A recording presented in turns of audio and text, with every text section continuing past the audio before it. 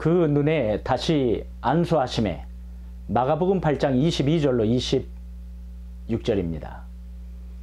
벳세다의 이름에 사람들이 맹인 한 사람을 데리고 예수께 나와 손 대시기를 구하거늘 예수께서 맹인의 손을 붙잡으시고 마을 밖으로 데리고 나가사 눈에 침을 뱉으시며 그에게 안수하시고 무엇이 보이느냐 물으시니 쳐다보며 이르되 사람들이 보이나이다. 나무 같은 것들이 걸어가는 것을 보나이다 하거늘 이에 그 눈에 다시 안수하시며 그가 주목하여 보더니 나아서 모든 것을 밝히 보는지라.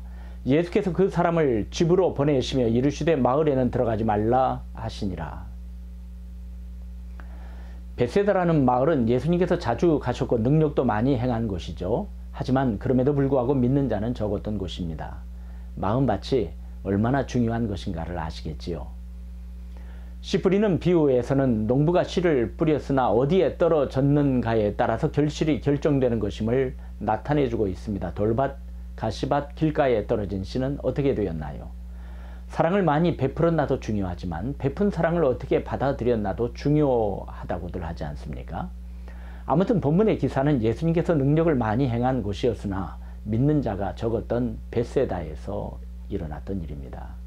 사람들이 불쌍한 맹인을 예수님에게로 데리고 왔습니다. 고쳐주기를 기대하며 데리고 온 것이죠. 현대어 성경으로 다시 봉독하겠습니다. 일행이 벳세다에 이르렀을 때 사람들이 맹인 한 사람을 예수께 데리고 와서 그를 고쳐달라고 간청하였다. 예수께서는 그 맹인의 손을 이끌고 마을 밖으로 나가 그의 두 눈에 침을 바르고 손을 얹으셨다. 그러고는 무엇이 보이느냐고 물으시자 맹인이 주위를 살펴보며 예, 사람이 보입니다. 그러나 똑똑하게 보이지는 않고 마치 나무 같은 것이 걸어가는 것처럼 보입니다 하고 대답하였다.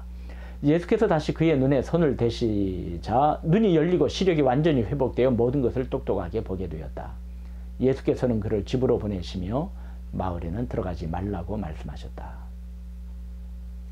먼저 예수님께서는 사람들이 고쳐달라고 데리고 온 맹인의 손을 이끌고 마을 밖으로 나가셨어요. 그리고 고치신 후에도 그에게 마을에는 들어가지 말라고 하셨습니다. 왜 그리 하셨나는 성경에 기록되어 있지 않지만 짐작은 할 수 있지요. 벳세다는 주님께서 권능을 많이 행한 동네임에도 대부분 사람들이 예수님을 하나님의 아들로 믿지 않은 동네였어요.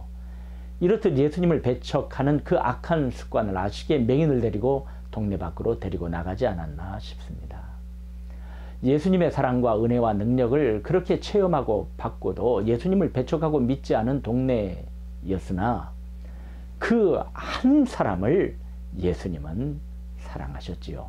23절 말씀을 보세요. 예수께서 맹인의 손을 붙잡으시고 마을 밖으로 데리고 나가사 눈에 침을 뱉으시며 그에게 안수하시고 무엇이 보이느냐 물으시니 주님께서 이 맹인을 고쳐주시는 방법이 참으로 희한합니다. 주님은 침을 뱉어 그 맹인의 눈에 바르시는 겁니다. 그 연후에 안수하여 주셨습니다.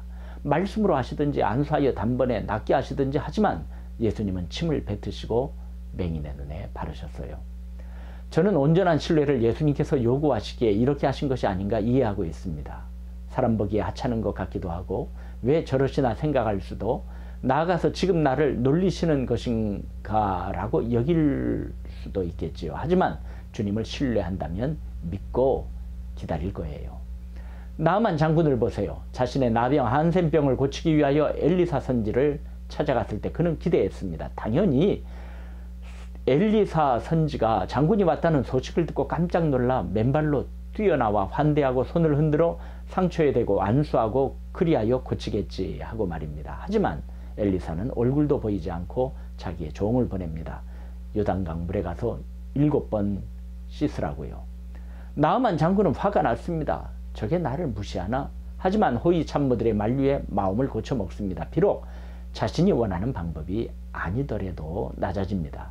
요단 강물에 7번 몸을 담그지 않습니까? 내가 생각했던 것에서 벗어난 하나님의 방법이 있습니다. 마치 침을 뱉으셔서 소경의 눈에 바르듯이 말입니다. 그러할 때 우리는 어떻게 해야 합니까?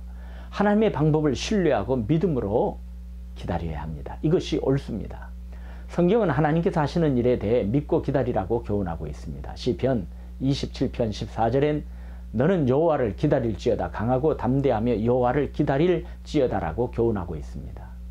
시편 123편 2절은 노래합니다. 상전의 손을 바라보는 종들의 눈같이 여주인의 손을 바라보는 여종의 눈같이 우리의 눈이 여호와 우리 하나님을 바라보며 우리에게 은혜 베풀어 주시기를 기다리나이다. 이 맹인은 예수님께서 눈에 침을 뱉으시며 안수하실 때 기다리며 받아들입니다. 주님은 묻습니다. 무엇이 보이느냐? 사람들이 보이나이다. 나무 같은 것들이 걸어가는 것을 보나이다. 희미하게 보인 거지요. 금방 시력이 회복된 것이 아니라는 것입니다. 예수님의 치유 사역을 보면 곧바로 나은 일이 많지요. 중풍병자가 그렇고 38년 된 병자의 치유가 그러했고 손 마른 자를 고치심도 그러하였습니다. 하지만 맹인은 단번에 나은 것이 아니라 조금씩 회복되었다는 것입니다. 예수님께서는 두 번째 안수하셨어요. 첫 번째 안수가 실패해서 그런 것일까요? 아닙니다. 예수님의 치유의 한 방법이셨지요. 처음 침을 눈에 발라주시고 안수하셨을 때 희미했으니 사람들의 움직임을 나무 같은 것들이 걸어 다닌다고 했습니다. 두 번째 안수하심에 또렷이 보였습니다. 25절이지요. 이에 그 눈에 다시 안수하심에 그가 주목하여 보더니 나아서 모든 것을 밝히 보는지라. 예수님께서 우리를 이끄시는 방법은 다양합니다. 때로는 단번에, 때로는 점진적으로 보여주시며 이끄십니다. 어떤 자에게는 곧바로, 어떤 이에게는 많은 시간을 두고서 이루어 주십니다. 이런 상황에서는 금방, 저런 상황에서는 지치도록 기간을 두시고 성취하여 주시기도 하십니다. 이 맹인에게는 점진적으로 이루어 주심이, 조금씩 고쳐주심이 유익해서 그러신 것입니다. 그러므로 지혜로운 자는 주님의 방법에 의심을 품지 아니합니다.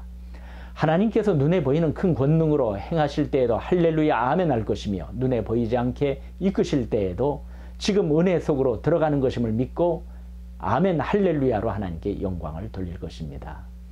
여러분 주의해 보세요. 어떤 이는 큰 기적을 짧은 시간에 체험하기도 하고 다른 이는 편하지는 않지만 처음과 비교하여 볼 때 꾸준히 하나님의 사랑과 은혜 속에 자라나기도 하지 않습니까? 결국 하나님께서는 우리에게 가장 유익하신 방법으로 이끄실 것입니다.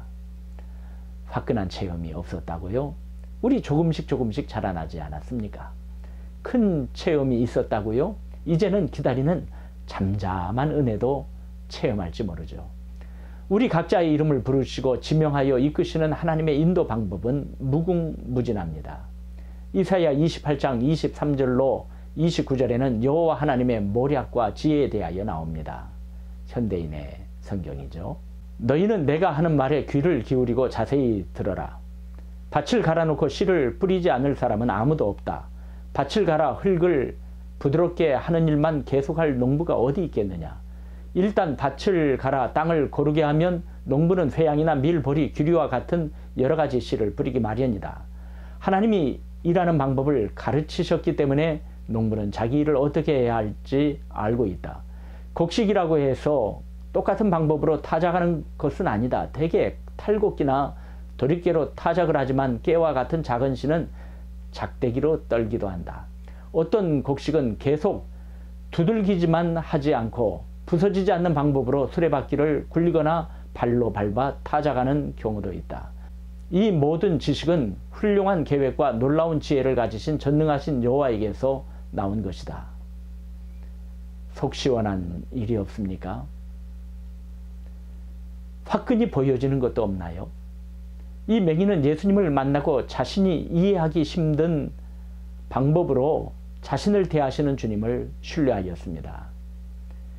희미하게 보는 상태에서 밝히 보는 상태에 결국 이루고야 말았습니다. 그러니 여러분, 복음성과 노랫말과 같이 지치지 마세요. 포기는 안 돼요.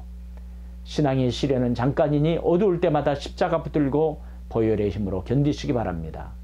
오로지 성령님의 능력으로 주님의 말씀을 따르며 거룩한 싸움에 앞장서서 어둠의 권세를 이기며 밝히 볼 수 있는 저와 여러분 모두가 되시기를 바랍니다. 하나님께서 우리에게 베푸신 이적과 은혜는 어떤 형태의 것이든지 완전합니다. 온전합니다.